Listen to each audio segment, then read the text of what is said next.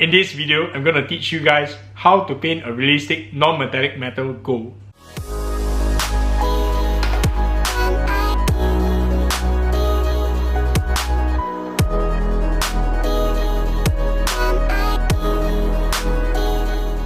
Welcome back, collectors. So I've been painting non-metallic metal for a few years, but finally this time round I find that I found a style and color combination which I'm very inclined towards. So this is more towards how to create a realistic effect using non-metallic metals. So non-metallic metals means that you try to simulate the effect of gold without using gold pigment. So in this method we use browns, oranges, ochres, and I want to show you guys how to do it very quick and efficiently. So let us begin. Okay, first and foremost, we're going to start mixing the base color. The base color will be made with red oxide and black in a ratio of about 1 to 1. You should get a pretty saturated and dark brown color, which is red bias. Alright? And for the next stage, what I'll be doing is I'll be mixing the first highlight. The first highlight will be made using red oxide, yellow oxide, and a bit of black. Okay? So you want this to be slightly orange in nature. Okay, once this is done, we can proceed. Okay, for the first highlight, you can do it pretty liberally because some of these huge highlights that you're gonna do, you will be splitting into multiple highlights.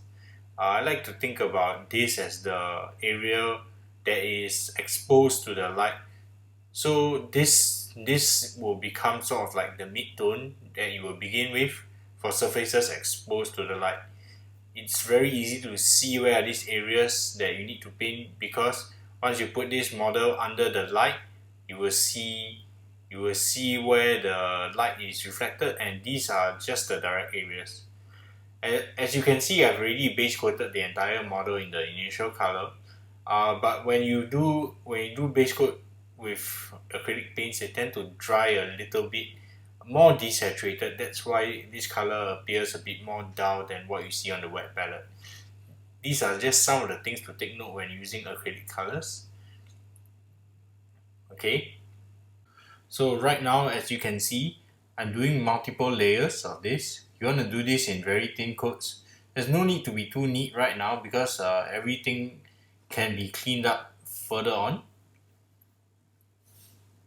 Okay, so you just need to make sure that these highlights are as wide as possible because having the highlights too thin will sometimes result in no area for you to create a gleam or a shine for non-metallic metal, which could present as a challenge when you're painting in later stages. And in later stages, when your highlight isn't wide enough, you got to go back and forth many times, and these adjustments take even more time. So at this stage, it's just easier to paint it wider and clean up later. Okay, you want to do the same for the back also. At this stage in time, I don't need to consider the reflected light. Reflected light happens when the main source of light hits an object and bounces back onto the metallic surface. At this point of time, reflected light is not considered because I will be painting it in the later stage. Metallic objects tend to have a lot of reflected light because they are shiny in nature, and by this nature, they can reflect even the faintest amount of light. What's different about non-metallic metal is that the surface is a lot more reflective and more sensitive to the atmospheric light. Hence, more reflected light can be painted onto the non-metallic metal surface. So I'm about done with this first highlight, and I'll be moving on to the second highlight very soon. Okay, for the second highlight, what I'm going to do is going to use a bit of yellow oxide mixed in with a bit of red oxide and just a touch of the previous color,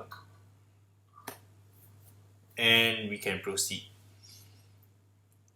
Okay, for this highlight, I'll be a bit more selective. As you can see, I'm just sketching the highlights. Because the main source of light is going to come from the staff, I'm going to make sure that this initial highlight that I'm adding is angled towards the right hand side of this picture, so that any curves that are facing the right hand side tend to get a bit more highlights, and any curves facing away from the right hand side will get a bit less attention, so that it signifies and tells the viewer that the light is coming from the right hand side of this picture. Okay, next I'm going to make a subsequent highlight. I'm going to use yellow oxide, red oxide, but the only difference is this time round I'm not mixing the previous one. Now I'm more biased towards the yellow oxide and adding a bit of Vallejo model color ivory into this. Okay, so with this highlight, I want to create a more desaturated yellow color, and we can begin.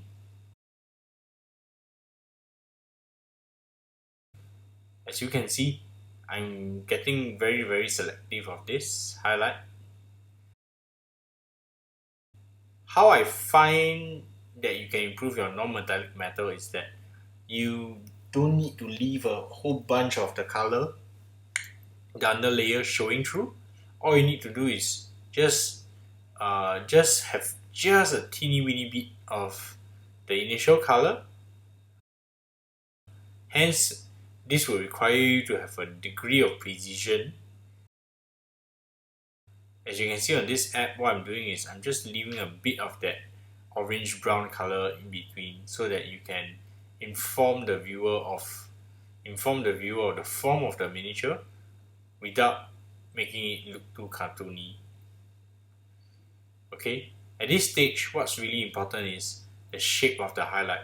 The shape of the highlight follows a couple of rules. The first rule is that the highlights tend to gather around the edges, so you should have wider highlights nearer to the edges and thinner highlights as they progress in.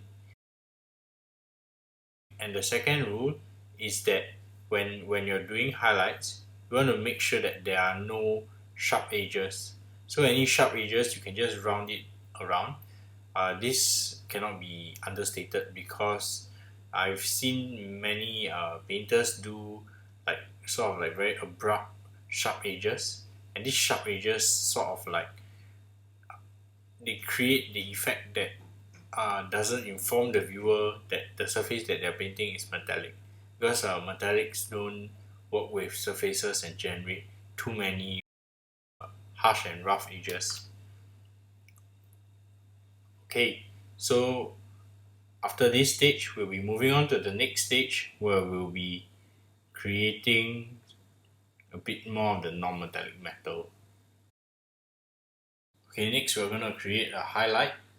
So this highlight would be a very desaturated ivory plus a tinge of Kimera green. This green would make the highlight stand out even more from the yellow, because the temperature is a lot cooler. Yep. And it reflects a bit of the atmospheric temperature.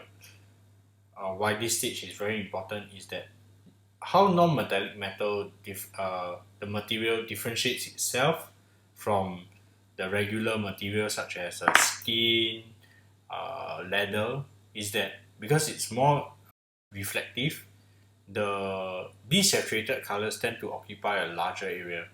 The value distribution for this tends to be more biased towards white as compared to a yellow colored piece of leather. As you can see, I'm placing a large surface area of this first highlight that we've created, to give the idea that the glint and shine is a lot larger, which educates the viewer that the material that we are painting is very shiny and very glossy. Hence, non-metallic metal. As you can see, I'm also following the rules very strictly on the shapes of the highlight and the size of the highlight, to make sure that we can accurately depict this and educate the viewer of the material that this armor is made of. This is already starting to show the shine and glint, as you can see, and it's starting to look very realistic already. Next, we're going to work on the reflected light. For the reflected light, I'm going to use orange mixed in with a bit of red oxide, mixed in with just a bit of black. You're going to increase the value just a little bit more.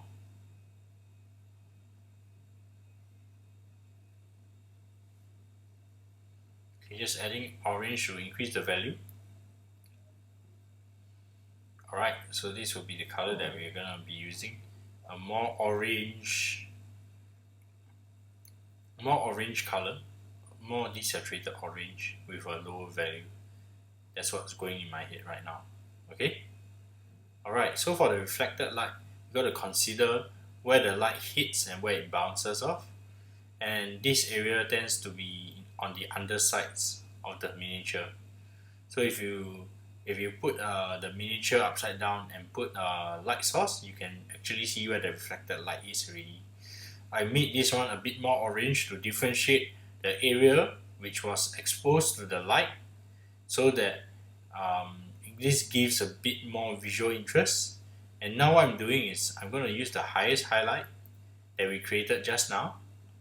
Yeah, so this highest highlight will be used to create the glint of the entire miniature.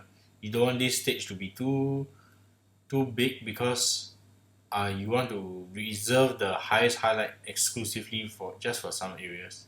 So working back on the reflected light, okay, I'm gonna add in just a bit of ivory to the color that we made just now to add points of strong reflection. So these points of strong reflection can come from light reflecting from other armor bits or light reflecting from the ground, which educates the viewer of the form of the miniature as well as the environment of the miniature.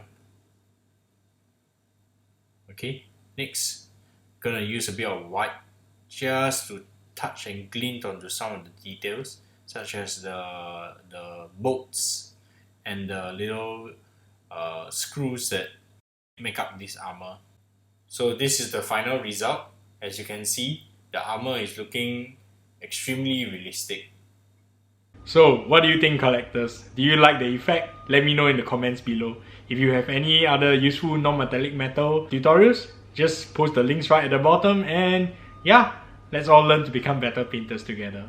So if you found this video useful, please like, share it all around social media, and hit the bell notification icon when you subscribe so that you know when we post videos. We post videos every Tuesdays, Thursdays, Saturdays, and sometimes in between when we produce more content.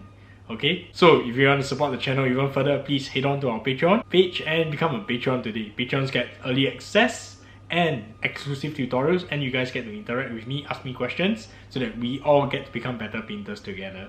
So I hope you found this video useful, and in the next video we're gonna do non-metallic metal blue on the Lord Arcanum's shoulder pads. So if you're ready, head on to the next video and I'll see you there. See you.